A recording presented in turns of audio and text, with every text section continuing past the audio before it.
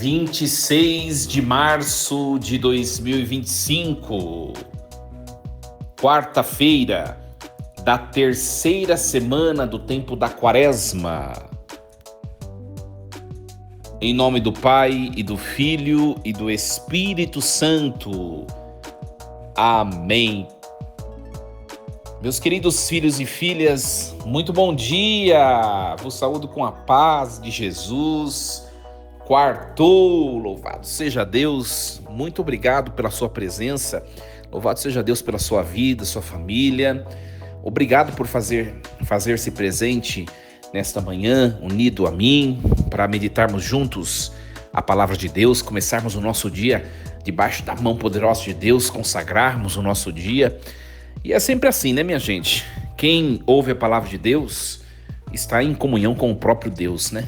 Então, quando nós rezamos mais, nós nos dobramos diante de Deus, dobramos os nossos joelhos diante de Deus, a nossa vida ela vai se transformando, é uma questão de experimentar, né? Louvado seja Deus. Nós vamos meditar, como de costume, a liturgia da igreja, a primeira leitura que a igreja nos propõe, a leitura do livro do Deuteronômio, hoje o capítulo 4, versículos 1 e do 5 ao 9. Moisés falou ao povo dizendo: Agora, Israel, ouve as leis e os decretos que eu vos ensino a cumprir, para que fazendo-o, vivais e entreis na posse da terra prometida, que o Senhor Deus de vossos pais vos vai dar. Eis que vos ensinei leis e decretos, conforme o Senhor meu Deus me ordenou, para que pratiqueis na terra em que ides entrar, e da qual tomareis posse. Vós os guardareis, pois, e os poreis em prática, porque neles está a vossa sabedoria e inteligência perante os povos, para que, ouvindo todas essas leis, digam: na verdade é sábia e inteligente essa grande nação. Pois qual é a grande nação cujos deuses lhe são tão próximos como o Senhor nosso Deus sempre que o invocamos? E que nação haverá tão grande que tenha leis e decretos tão justos como esta lei que hoje vos ponho diante dos olhos? Mas tomai cuidado, procura com grande zelo não te esqueceres de tudo o que viste com os próprios olhos, e nada deixes escapar do teu coração por todos os dias de tua vida. Antes, ensina-o a teus filhos e netos. Palavra do Senhor. Graças a Deus. Meus queridos, uma palavra fantástica hoje a liturgia nos coloca, né? Como proposta de reflexão para nossa manhã, começarmos o nosso dia ouvindo a palavra de Deus, essa palavra linda hoje. E eu gostaria de começar essa reflexão breve, trazendo de novo esse versículo 8, né? Aliás, versículo 7 e 8. Qual é a grande nação cujos deuses lhes são tão próximos como o Senhor nosso Deus sempre que o invocamos? Olha que bonito isso. E é bem verdade. Olha, Moisés escreve esse texto, né? E é claro que os judeus, eles batem no peito dizendo: qual é a religião cujo Deus é tão próximo como o nosso Deus, né? E nós cristãos, nós não somos judeus, né? Nós somos cristãos. Nós podemos bater mais no peito ainda, porque o nosso Deus, ele se fez ser humano, ele se fez carne. Aliás, celebramos isso ontem, né? Ontem a encarnação, o mistério da encarnação, a anunciação do Senhor. O nosso Deus se fez carne, se fez um de nós, caminhou junto de nós, conversou conosco, chorou, sorriu, né? Se cansou, enfim, viveu todas as emoções e sentimentos que nós vivemos. Então nós cristãos batemos mais no peito ainda, porque o nosso Deus, que é um Deus encarnado, nosso Senhor Jesus Cristo, ele é mais próximo, e não existe religião que tenha um Deus mais próximo como o nosso. Isso nós podemos falar com autenticidade, né? Com orgulho, né? No bom sentido da palavra, né? Com um coração cheio de alegria. Deus, ele se fez muito próximo de nós no mistério da encarnação, né? Qual a nação cujos deuses lhes são tão próximos? Não tem. Não tem. Pega o islamismo, os muçulmanos, por exemplo, creem num Deus tão longe, tão distante. Um Deus que é cheio de poder soberano, que é intocável, que é infinito, enfim, nós cremos num Deus assim, mas um Deus assim que também é um Deus próximo, né? Os próprios judeus, né, continuam a crer naquilo que sempre creram, né? Um Deus único, né? Mas que é tão longe, ele lá no céu, olhando nós que estamos aqui na terra. Nós cristãos não, nós cremos num Deus único. Deus é um, mas em 3 pessoas, Pai, Filho, Espírito Santo. E o Filho, ele vem tocar a nossa humanidade, a nossa carne, ele vem habitar entre nós, ele vem dormir junto de nós, ele vem acordar junto de nós, ele vem trabalhar junto de nós, ele vem estudar junto de nós, ele vem chorar conosco, ele vem sorrir conosco, ele vem conquistar conosco, ele vem perder conosco. É um Deus próximo. Alegria, meus queridos. Essa é uma boa notícia que hoje esse texto nos faz refletir, né? É uma boa notícia, porque às vezes nós nos sentimos tão sozinhos ou tão desamparados diante dos acontecimentos da nossa vida. E hoje essa leitura elas vem nos tentar despertar em nosso coração, nos fazer refletir o quão nós somos privilegiados, né? E Moisés termina dizendo assim: mas toma cuidado, procura com grande zelo não te esqueceres de tudo que viste com os próprios olhos, e nada deixes escapar do teu coração por todos os dias de tua vida. Antes ensina-o a teus filhos e netos, né? Minha gente, eu disse uma coisa esses dias na minha homilia, em uma das minhas homilias. A igreja não precisa mais de católicos para dados estatísticos do IBGE. Essa é uma verdade, né? Nós vivemos num mundo decisivo. O mundo de hoje é um mundo decisivo, né? É um mundo onde tantas coisas que antes era tabu foram se colocadas de frente à realidade. Tantas coisas que eram escondidas foram colocadas claras. Nós vivemos num mundo totalmente esclarecido. A globalização, a internet, né, as redes sociais. Então uma coisa é certa: não precisa mais de católico para censo do IBGE. A gente precisa de católico autêntico. Católico que efetivamente experimenta Deus e dê um testemunho dessa experiência com Deus na sociedade. No seu dia a dia, no seu trabalho, onde estuda, onde convive, nos seus círculos de amizade. É isso que a igreja precisa, né? Por isso que Moisés está dizendo: procura com grande zelo não te esqueceres de tudo o que viste com seus próprios olhos. E é uma questão de experimentar. Hoje não dá mais para viver a religião católica, sem experimentar Deus. Minha gente, nos dias de hoje, essas pessoas que vivem a religião meramente por preceito, para cumprir um status social, essas pessoas elas vão cair fora logo, logo da igreja, porque não vai mais fazer sentido, não vai mais aguentar, não vai, né? Não dá para viver uma religião de modo que eu participe só de fim de semana da igreja, tire foto da missa e poste: missão cumprida, né? Aquela frase, não estou criticando, tá? Não estou criticando, mas aquela frase, né?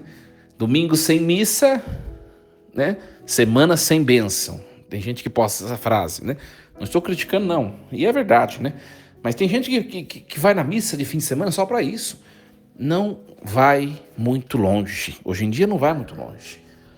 O convite da palavra de Deus hoje para nós é nós nos aprofundarmos, minha gente. Vamos para as águas mais profundas. Vamos conhecer um pouco mais a fé católica, a doutrina. Sabe, às vezes a gente tem tantas interrogações em nosso coração, na nossa mente, né? Por que o padre faz isso ou faz aquilo na missa?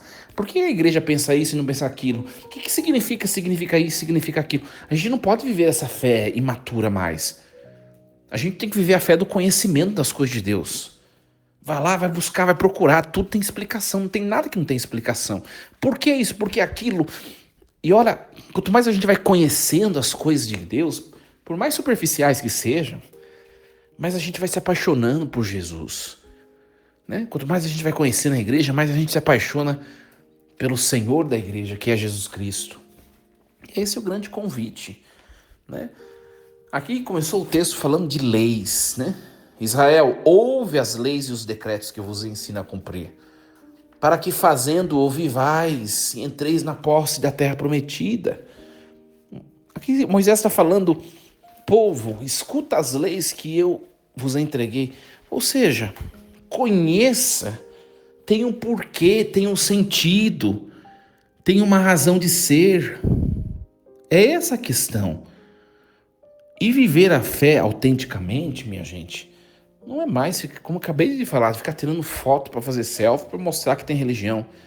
Mas é conhecer e fazer intimidade com Jesus Cristo. Essa que é a questão. E é para a gente refletir isso. Né?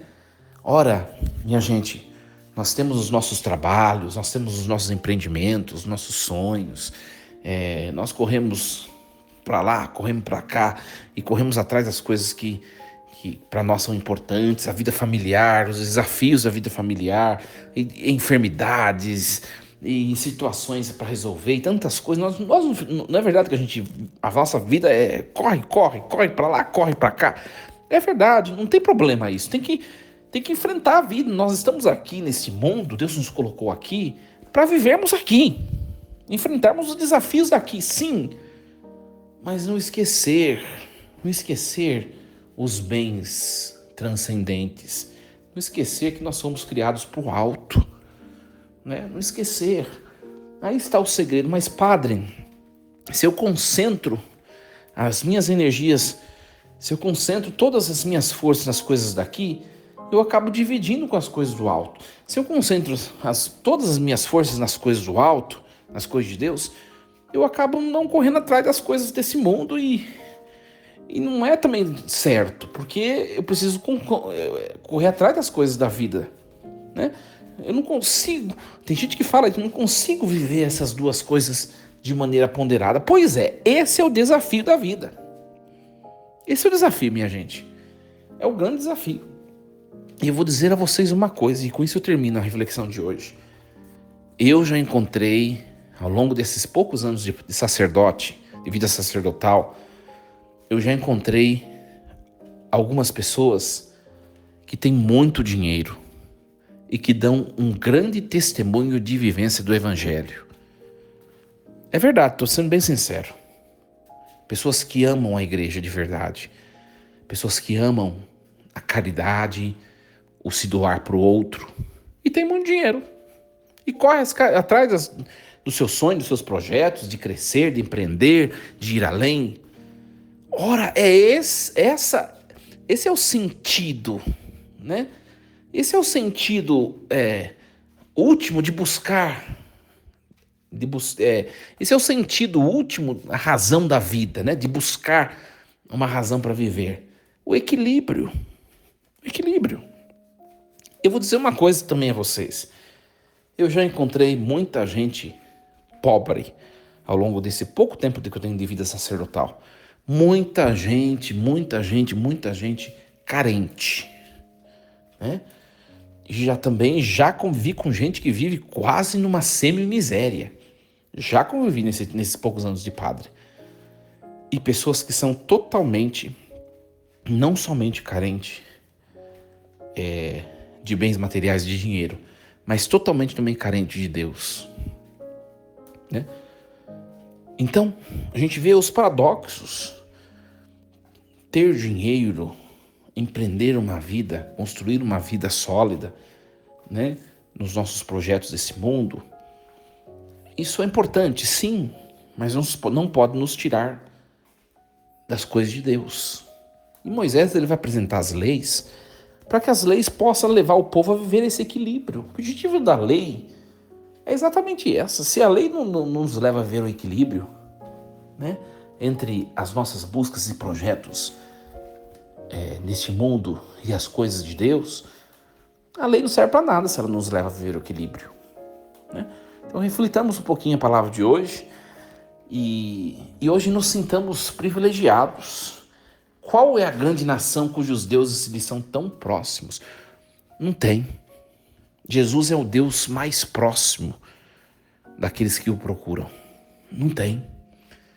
Por isso, somos privilegiados por sermos cristãos. Primeiro porque nós servimos a verdade. Não existe outros deuses, só existe um Deus e é Jesus Cristo, o Pai e o Espírito, a quem nós servimos. Nós católicos, nós temos a plenitude da verdade. As outras religiões não têm, nem os protestantes. Os protestantes têm quase completa revelação, mas tem coisas que eles não têm. Nós temos a plenitude da verdade, né? Nós servimos um Deus que é o verdadeiro Deus. Isso é motivo de gratidão a Deus. Nós somos privilegiados. Privilegiados. E é um Deus próximo.